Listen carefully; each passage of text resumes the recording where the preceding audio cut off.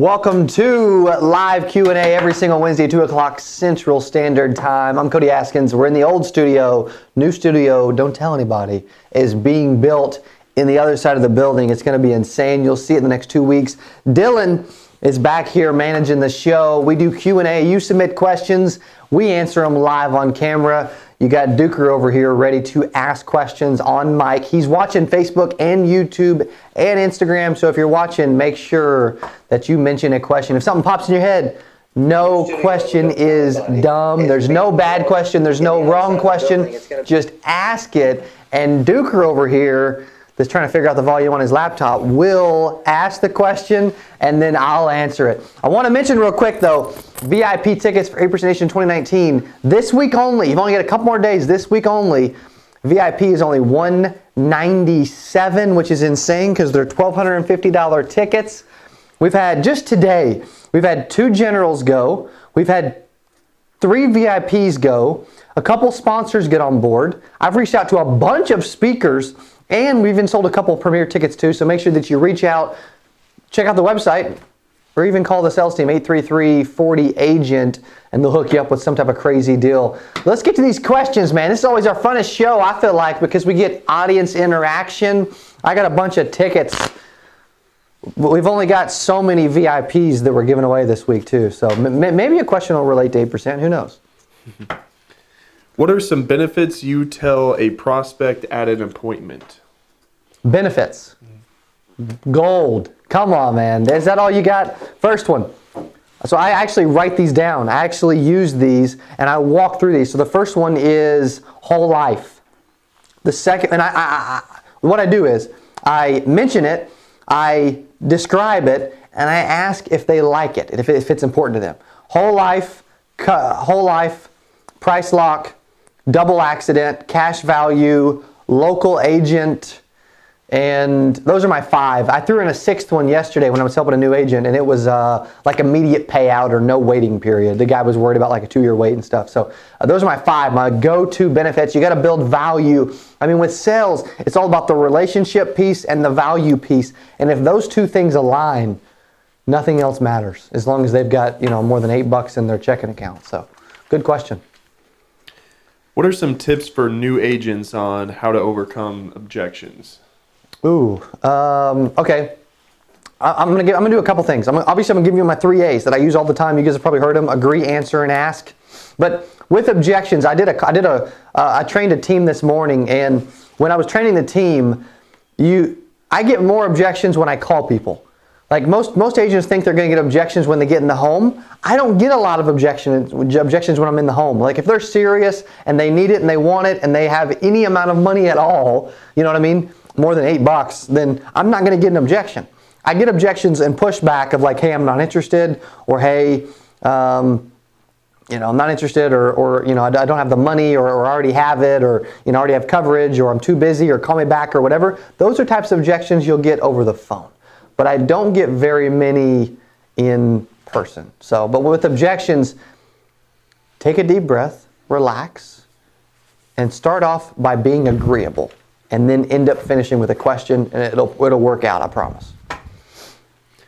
Do you have any advice on how to sell life insurance to millennials? Life insurance to millennials. Okay, I've done some of this, not a lot, because what's millennials, like up to 34 or something like that? Yeah. What do they call that? What do you got? You got baby boomers. You got Gen X, Gen Y. Do they actually call it millennials, or is another name for it too? Yeah, they call it millennials. So okay, so someone up to age 34. I'm just randomly curious, but up to age 34, it's more about like term life to protect their family. So like the mortgage, like replacement of loss of income for the spouse. Those are, college funding and planning and taking care of their kids, right? So those are some small things. The big thing with millennials is they've got to see the value. I haven't sold a lot. I've sold some, but I haven't sold a ton of insurance under the age of 40. Now, yeah, I've sold, 50 policies in my life to people under age 40, but not a ton, because they just typically don't see the value or the importance, or they think nothing's ever going to happen to them. They're in perfect health. They're never going to pass away, right? If you're watching on YouTube, make sure you ask a question. If you're watching on Facebook, make sure that you give a thumbs up and then you ask a question. So keep those things coming. What else we got, Duke? I'm a new insurance agent. How do commissions typically work? Okay. All right. So I'm going to give you the basic general answer because we help agents from everywhere. The client pays a monthly premium for a policy. Just for example, say it's $100 a month. You get paid off of the first year's premium. So that's $1,200. Okay, so the client pays $1,200 for the whole first year. There's a lot of life insurance carriers that will give you a 9-month advance. So they will just act like the client has paid them $900, and then they'll pay you commissions based on whatever your commission percentage is of those 9 months of premium, and then you'll get the rest of your commission in months 10, 11, and 12. But it all depends on commission. I've heard as low as 10 and then as high as triple digits. In general, you're going to get paid a commission off of the premium that the customer pays that first year. And you're going to get about 75% of the premium advanced that you could be commissioned on. So, good question. Good, simple question. We get a lot of new agents need to be at this thing. I know that. They need to be at Apron Nation 2019 in Dallas at the Statler. That's where they need to be. What's a good realistic target for a new agent in 2019? A good realistic, if that word was in my vocab, I can't believe I just said it out loud. 100K. 100K. I did $117,361.13. You got to add the pennies, right? When I was 19, 20 years old in college playing basketball, that was a target for me. Hey, I want to make 100K. I want to win a trip. And by making that a target and doing all the stuff that we talk about, it happened pretty quick. It wasn't easy. It took some time. It was a little bit of a struggle. But once I started seeing 10 people, it just fell into place. What do you think agents struggle with the most? What do I think agents struggle with the most? The telephone. The telephone. See, most agents think that they're going to struggle most with insurance knowledge and experience. They think they're going to struggle with like sales knowledge or objections or how to run an appointment or how to spell the word insurance or what questions to ask or closing or all these other things.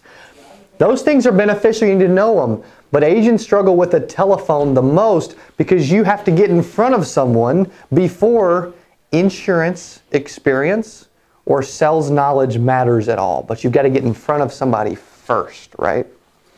So I'd definitely say the telephone. Most people are just scared of the telephone, or they just flat out suck at using the telephone. That's why we train on it so much. If you had to choose, hypothetically, you guys are pulling a me now. Would you buy 20 direct mail leads a week or 50 Facebook leads? Oh, I'm a numbers guy. I don't even know why that's a question, but yeah, I'm going to take more leads of whatever it ends up being. I mean, if I can get 30 of our leads for the price of 20 direct mail leads, I'm going to do 30 leads. Because a lead is someone has some level of interest. Now, there's a lot of agents that wouldn't be able to accomplish the same, but I'll take it. I'll play the numbers. And if I get in front of them, I'm probably going to make the sale a large percentage of the time. This is just it.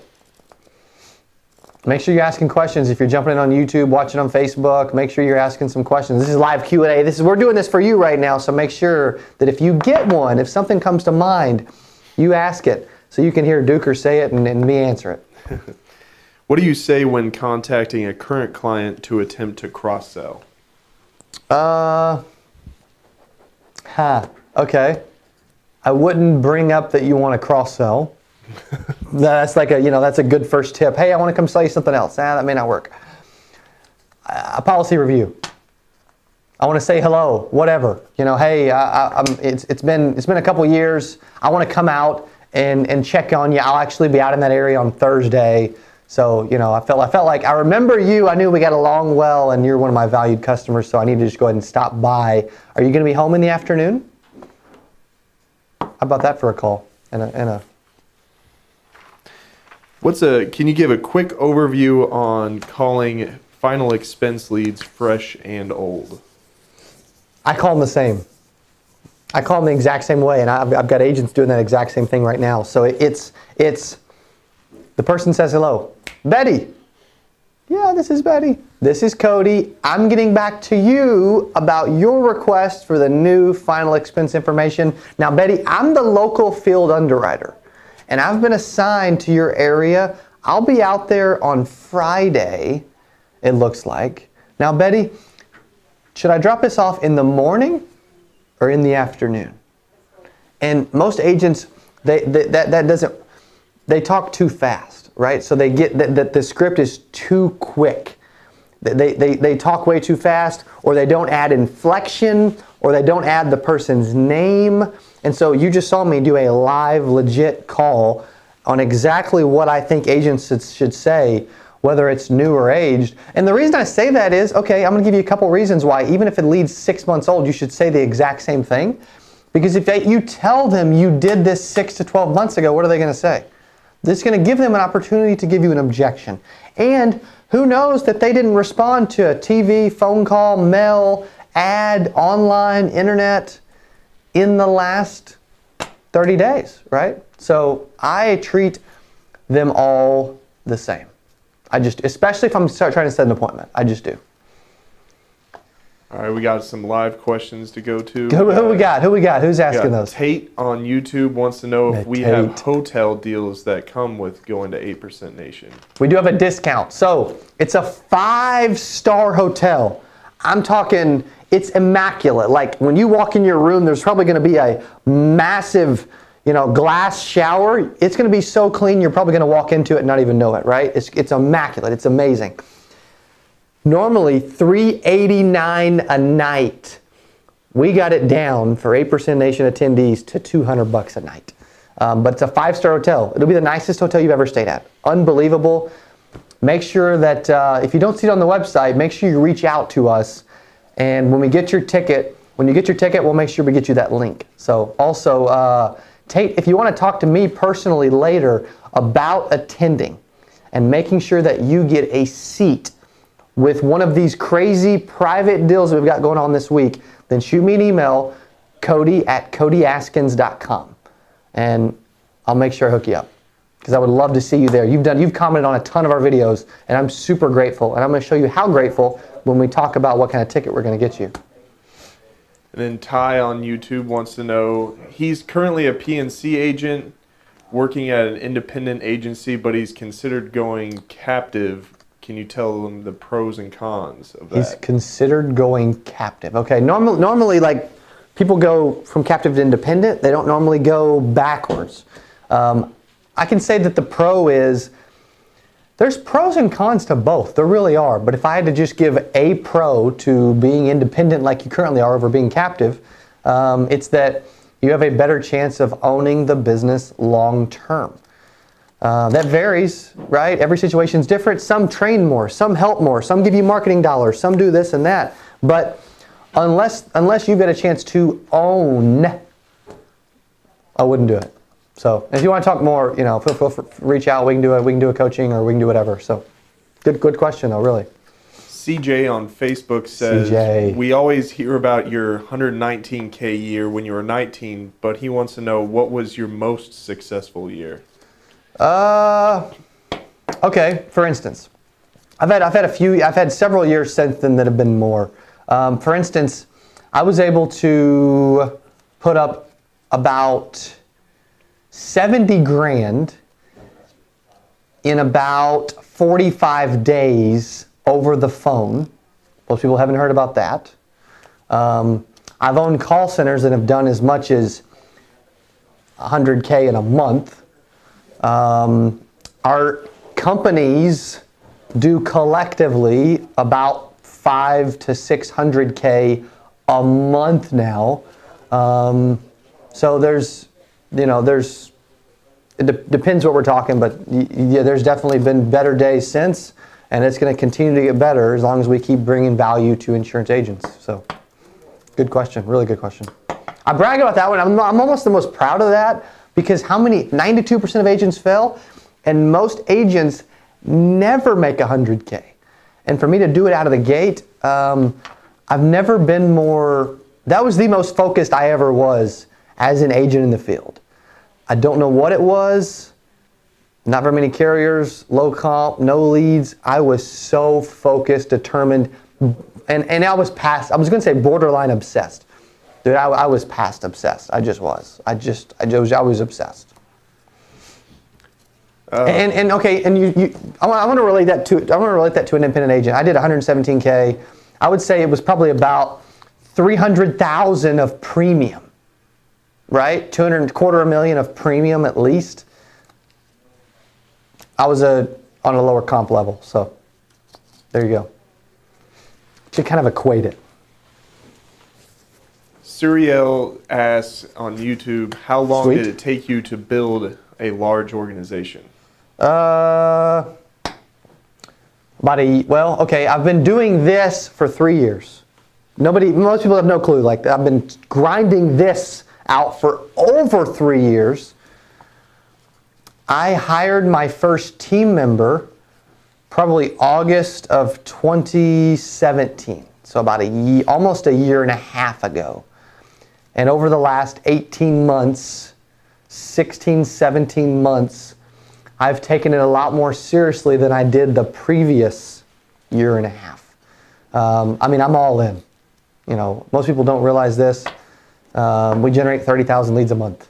You know, our team, just on promoting and marketing and branding us, Secure Agent Mentor, Secure Agent Leads, Cody Askins, 8% Nation, we easily spend it in excess of, what, 20, 30 grand a month, you know, 40 grand a month. So it doesn't happen overnight. I know, like, some people are just like, Cody's young, he looks like he's 19 still, he's 28, whatever, but it doesn't happen overnight. It takes time.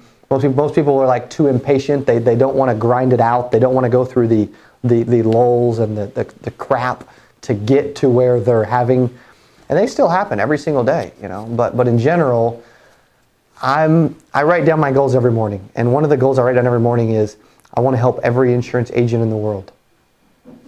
It's a pretty lofty goal. So as long as I wake up, I show up here, and I focus on whatever we do, we focus on actually helping insurance agents, dude, we'll be good. We'll be fine.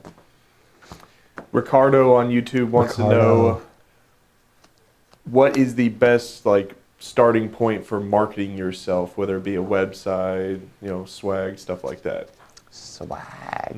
Yeah, people have to know you before you can have swag. We don't even have swag really yet. We have some random jackets that we'll have at 8% Nation, you know what I mean? But and tickets, and maybe we'll give you a lanyard. Okay, the simple stuff. If I had to be really simple, just to start to brand and market myself. Now, it depends if you're wanting short-term results or long-term results. So I'm going to answer this in two ways. Long-term results, YouTube and a blog. Okay? If you want short-term results, Facebook and ads. If you want short-term and long-term, then all four. There you go. But when we do all four, I mean, how often? Do you blog every day? Yeah, just about, yeah. Yeah, we've got a blog on our Secure Agent Leads website. We're not doing that because any of you are going to actually read it, and maybe you will. Hopefully, you will. If you don't love it, then tell Duker. If you do love it, tell Duker. We're doing it because it's a long-term organic SEO play. Like, that's the reason we do it. Douglas Humphreys on Facebook. Douglas asks, what is the best way to get over that fear of the phone? Do it. Like, I just about wet my pants the first time I picked it up. I probably did and didn't know it. But either way, you lose the fear once you feel like you're great at something. Like, I'm almost borderline cocky about the telephone now, and I probably am. I don't mean to be, but I just know that I don't know anyone that is better at using a phone for the insurance industry than me. I don't. I just don't. So, yeah. But that came with hundreds of thousands of calls over the last 10 years. I mean, most people don't even know this. I started in this business as a freaking intern calling out of the phone book for a veteran agent. Do you think I enjoyed that? Absolutely not. That same veteran agent's asking me for a job today, which is kind of cool. But no one loves using the telephone. You cannot be great at it until, okay, Cardone always says, you must be frequent before you can be great. It's the truth. You won't get great on the telephone and be comfortable using it and not have fear anymore and be freaking confident and cocky until you use it a lot. I came from a captive background. We weren't allowed to sell over the phone. We were barely allowed to use the telephone. We were supposed to say as little as we possibly could and go see them.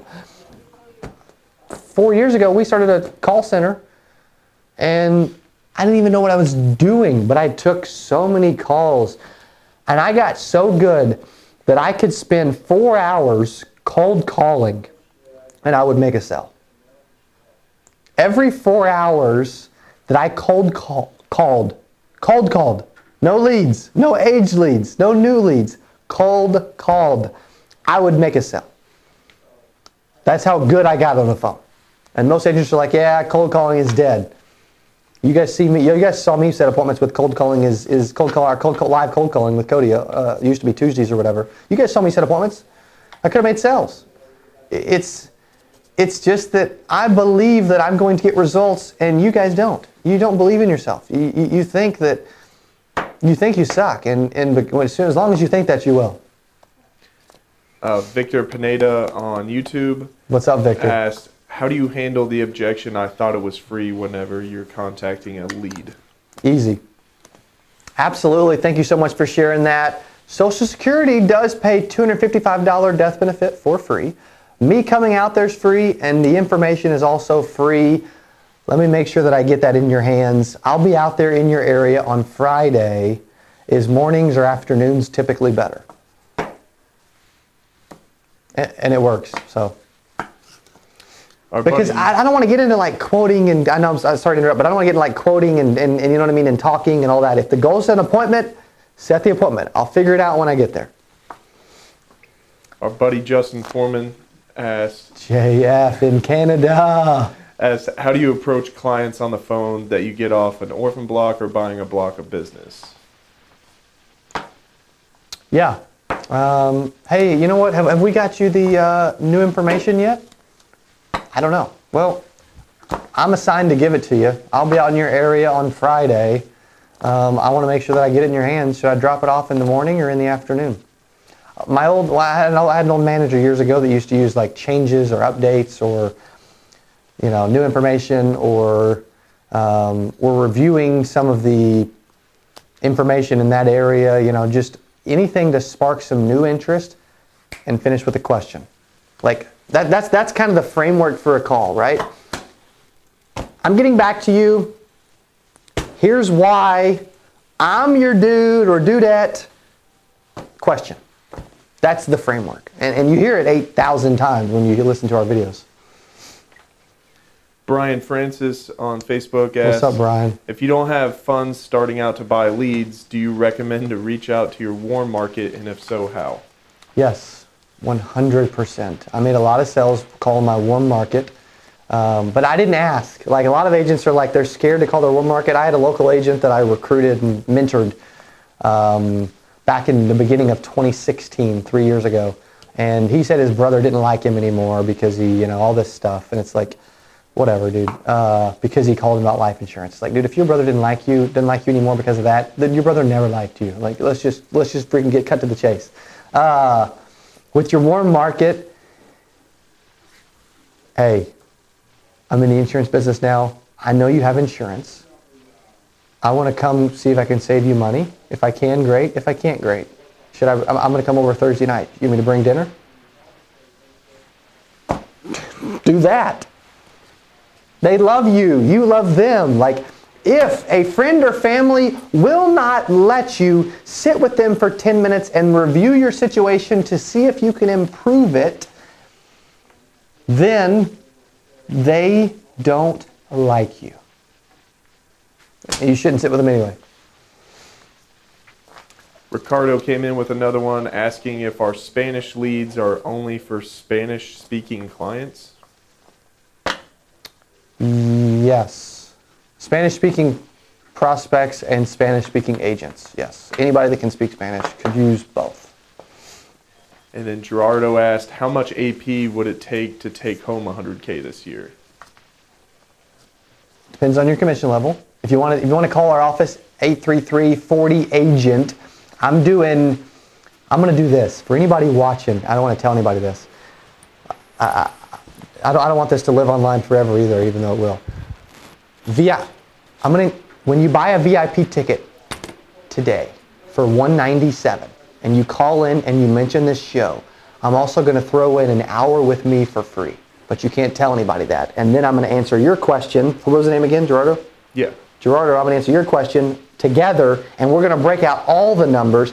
And for $200, you're going to get under $200. You can get a VIP seat. You can hang out in the speaker lounge. You're going to get to go to the VIP party with the speakers. You're going to get lunch for free for both days, and you're going to get an hour with me. Don't tell anybody. But that's between me and Gerardo. Nobody else can call in and do that. Just kidding. Anybody watching the show can do that, though. Seriously. Because generally the premium answer is